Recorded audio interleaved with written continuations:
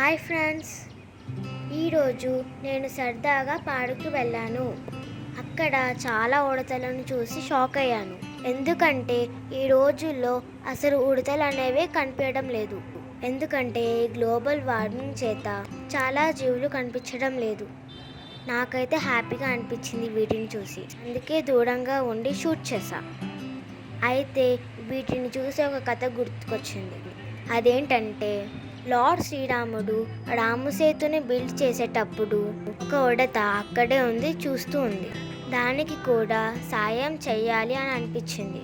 వెంటనే అది సముద్రంలోకి దూకి లోపల ఉన్న బురద మట్టిని ఆ రాము సేతు యొక్క రాళ్ల మధ్యలో వేయసాగిందంట.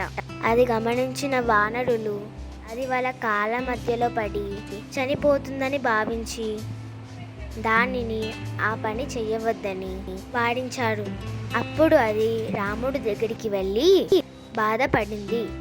అప్పుడు శ్రీరాముడు దానిని దగ్గరికి తీసుకొని ప్రేమగా వీపు మీద నిమిరారు. అప్పుడు దాని వీపు మీద తెల్లని గీతలు మెరవసాగాయి. దానివల్ల అది క్లియర్గా కనిపించసాగింది. అందువల్ల ఆ వానరులకి ఏ ఇబ్బంది కలగలేదు.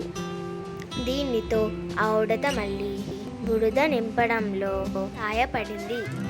ఈ విధంగా ఉడత శ్రీరాముడికి సాయపడింది. దీనినే ఉడత సాయం అని అంటారు.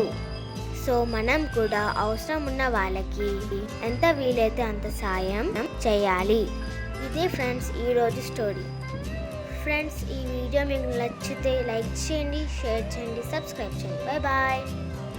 సైనింగ్ ఆఫ్, మీ ఆద్య శ్రేయన్. Bye bye.